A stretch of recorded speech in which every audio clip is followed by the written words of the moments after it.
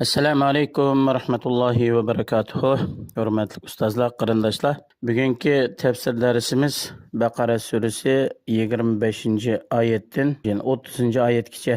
A'udhu billahi minash shaytonir rojim. Bismillahirrohmanirrohim. Va bashshiril ladzina amanu va amilus solihati anna lahum jannatin tajri min tahtihal anhar. Kullama ruziqu minha min thamaratir rizq قالوا هذا الذي رزقنا من قبل وأتوا به متشابها ولهم فيها أزواج مطهرة وهم فيها خالدون. Allah subhanahu wa ta'ala ilgirki ayetlarda kafirlarga tayyorlangan azaplarni bayon qilib bo'lgandan keyin payg'ambarimiz sallallohu alayhi va sallamga xitob qilib deydi: "Fabashshir ayyuhan nabiy", ya'ni ey Allohning payg'ambari, Allohning elchisi, sen Allohga iymon etgan, yaxshi amallarni qilgan mu'minlarga ularning ko'nglini shodlantiradigan, xursand qiladigan shundoq bir xush xabarni bergin.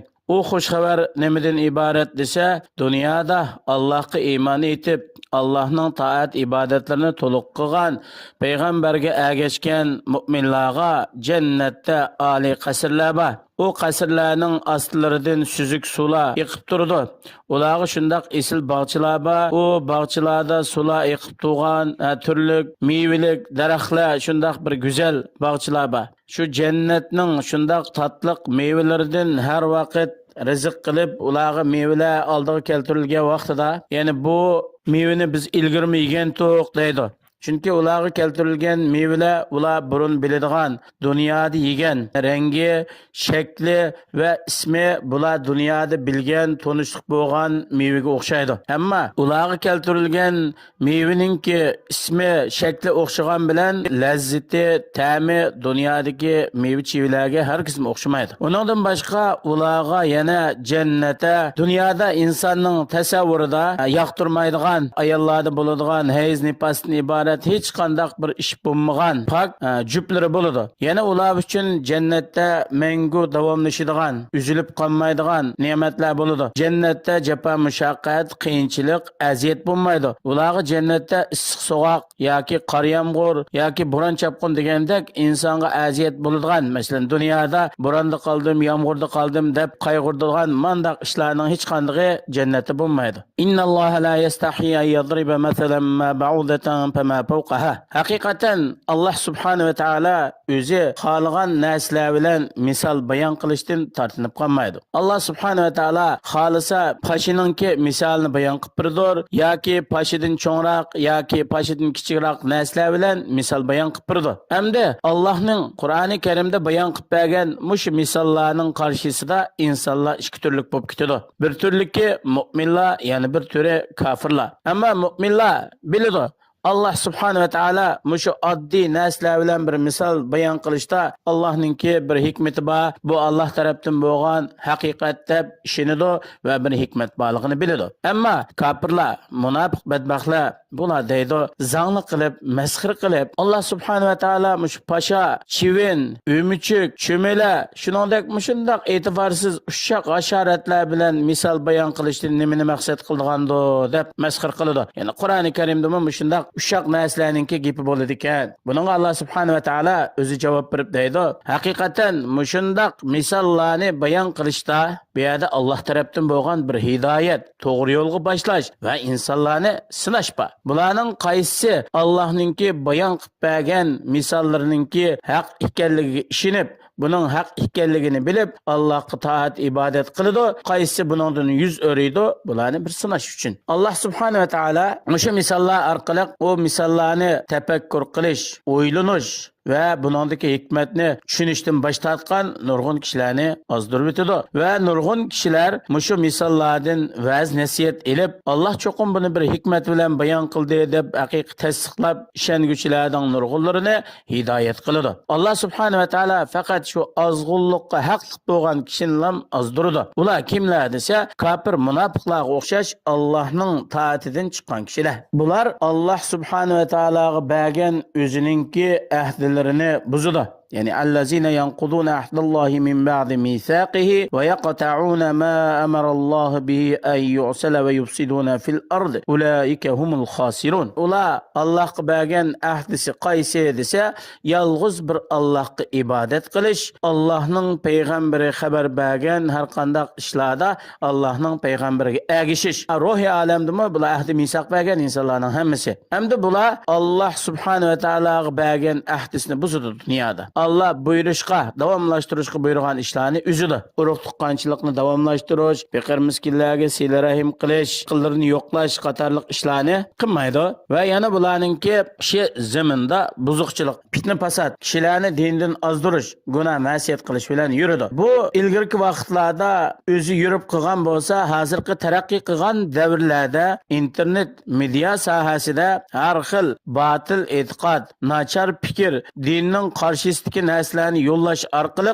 kishilarni dindan yiroqlashtirishga, islom dinini yo'q qilishga har xil shakllarda urinadi. Bularning maqsadi Qur'onni inkor qilish, buningga yo'l topolmasa payg'ambar alayhisolamning hadislarini inkor qilish, dinningki yerimi bo'lgan hadisning sha'nini kishilarningki nazar doirasidan tuvallatish orqali Qur'oni Karimni va butun dinni yo'q qilishni maqsad qiladi. Bularning shu maqsadi kech-kunduz buzuqchilik taratish, kishilarni dindan yiroqlashtirish uchun internetning oldida o'tirib shu kech-kunduz bu buzuq aqida, nachar fikrlarni tarqitadi. Bular dunyodami, oxiratdami o'zininki erishadigan nasibisini yo'qitib qo'yg'uchilardir. Kayfa takfuruna billahi va kuntum amwatan fa ahyakum thumma yumitukum thumma yuhyikum thumma ilayhi turja'un. Ey kafirlar, sizlarning ishlaringlar nayt ajablanarlik. Sizlar qandaqmi Allohga kafir bo'lisizlar? Sizlar o'zi Allohninki qudratini ifodalaydigan shundoq katta dalillar turug'liq qanday bo'lib Allohga kafir bo'lisizlar?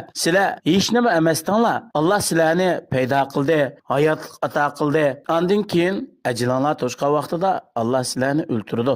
Ondan Allah subhanahu va taolo qiyomatda ikkinchi qitimliq hayotda sizlarni tirgizadi. Ondan sizlar ilgari dunyoda qilgan qilmishlaringlarga javob berish uchun Allohning oldida hisob berish uchun Allohningki huzuriga, ya'ni qiyomat maydoniga qaytisizlar. Huvallazi xalaqa lakum ma fil ardi jami'a thumma istawa ila as-sama'i fasawwahunna sab'a samawat va huwa bikulli shay'in alim. Allah subhanahu va taolo yani o'zi yalg'iz sizlar uchun zimindagi hamma narsalarni yaratdi. Dengiz, okean, tog', daryo, shuningdek zaminning ustida, zaminda bor bo'lgan yer sharida uning sonini sanash mumkin bo'lmaydigan narsalarning hammasini sizlarningki manfaatinglar uchun, sizlarningki manfaatlanishinglar uchun Alloh yaratdi va sizlarga u narsalarni bo'ysundirib berdi. Ondan keyin Allah subhanahu va taolo osmonni yaratishga yuzlandi, osmonni barobar 7 qavat qilib yaratdi. Ya'ni Allohningki ilmi hamma narsani o'z ichiga olguchidir, hammani bilib turguchidir. Yuqorqi oyatlardan ilinadigan foydalar: birinchisi, jannatdagi ne'matning eng mukammal bo'lishi, o jannat ne'matlarininki lazzati hargiz tuvallab ketmaydi. Hech qaysi tarafdan bir xil yemeklik meyvelarni har qitim yegan vaqtida har qitim boshqacha bir lazzat bo'ladi. Ya'ni dunyoda inson bir narsani takror yesa tetmas bo'lib qolsa, jannatda har qanday bir narsani har qancha takror yesimi buning lazzati ishib boradi, hargiz lazzati o'lab ketmaydi. Shundaqla jannatda insonga yetadigan hech qanday bir aziyat yo'q.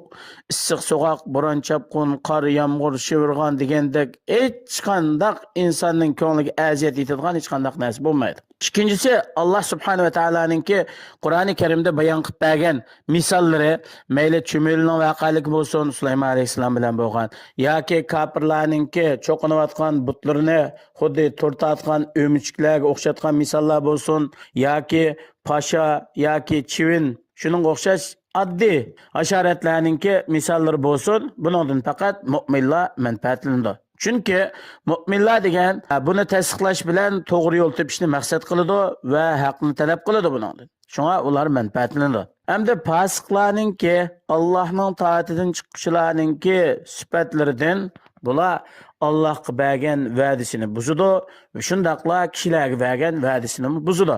Chunki hamda va'dasi tutmaslik degan bu fasiq munofiqlarninki alomatlari, sifatlari hisoblanadi. Ular Alloh ulashni davomli qilishni davomlashtirgan ishlarni üzüdü. Yani urug' tuqqanlarini tashlab o'tadi, ularga sil rahim qilmaydi, yaxshilik qilmaydi. Ular zaminda buzuqchilik qiladi. Bu buzuqchilik yoki o'zining shaxsiy o'zi qilsin yoki boshqalarni buzish uchun harakat qilsin, mayli buni amaliy qo'l orqali qilsin yoki og'zaki nachar fikr, botil aqidalarni tarqitish, kishilarni dinning yo'lidan to'sash, Qur'on hadisni kishilarning qalbidagi o'rnini tuvallatish yoki hadislarni inkor qilish orqali bular turli shaklda zaminda buzuqchilik qiladi. Bu qanday kishilar desa, Allohning taatidan chiqqan fasiq, munofiq kishilarning sifati. Yuqoridagi oyatlarning yana bir foydasi, Allah subhanahu va taolo o'zining bandalariga ne'mat qilib, zimindagi narsalarning hammasini shu o'z bandalarininki manfaat uchun, foydalanish uchun yaratib berdi. Unda bo'lgandan keyin bu narsalar aslida pokiza va halol, ya'ni durust bo'ladi. Ammo agar shariatda ma'u to'g'ri emas, ma'u cheklangan deb dalil kelgan vaqtida uningki to'g'ri emasligi isbotlandi. Agar undaq dalil bo'lmaganda har qanday narsa o'z aslida iboha, ya'ni durustlik, mubahlik usulida turadi. Yuqorida o'qilgan oyatlarimizning qisqacha tarjimasi va bundan ilingan foydalar shundan iborat. Alloh subhanahu va taolo hammalarni to'g'ri shaklda amal qilishga, o'zi rozi bo'ladigan, yaxshi ko'radigan ishlarni qilishga, shu orqali ikkinchi dunyoda baxt saodatga erishishga muyassar qilsin. Assalomu alaykum va rahmatullohi va barakatuh.